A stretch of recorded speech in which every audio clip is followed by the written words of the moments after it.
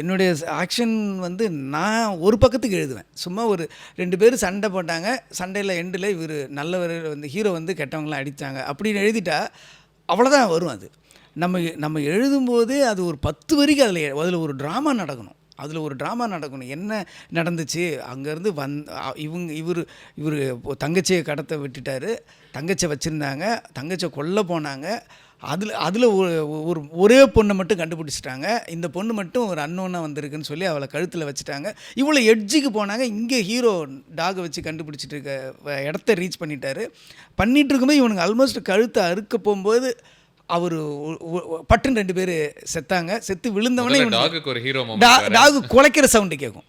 அதில் பார்த்தீங்கன்னா ஃபஸ்ட்டு இதில் சவுண்டே போட்டிருக்க மாட்டேன். ஃபஸ்ட்டு அவங்க ஏதோ இப்படி பார்ப்பாங்க, அவங்களுக்கு மட்டும் கேட்டுச்சு, நமக்கு கேட்கலங்கிற சென்ஸில். செகண்ட் டைமில் அவங்களுக்கு நாயை குலைக்கிற சவுண்டு கேட்கும். குலைச்ச சவுண்டு கேட்கும்போது ஆடியன்ஸு ஹீரோ உள்ளே வந்துட்டாருன்னு ப்ரிப்பேர் ஆகிடுவான். இவங்க என்னடா அது உள்ளே நாய் குலைக்கிற சத்தம் கேட்குதுன்னு இவங்க பார்க்கும்போது ஒரு ஸ்மோக்கில் ஒரு டாகு ஸ்லோ மோஷனில் வருதுன்னும் போதே அதை ஹீரோவாக ஆடியன்ஸ் பார்ப்பாங்க.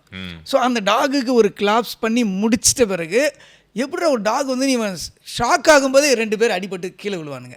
கீழே விழுந்தவொடனே இப்போ ஸ்மோக்குலேருந்து ஹீரோ இப்படி ரிவீல் ஆகிறா அப்படின்னும் போது நமக்கு வந்து கிளாப் பயங்கரமாக இருக்கும் அப்படின்றது தெரியும். ஸோ இதை நம்ம எழுதணும். இது மட்டும் கிடையாது. தரமான ஃபார்ம் லேண்ட் வாங்க நம்ம சென்னை ஃபார்ம்ஸ் வாங்க.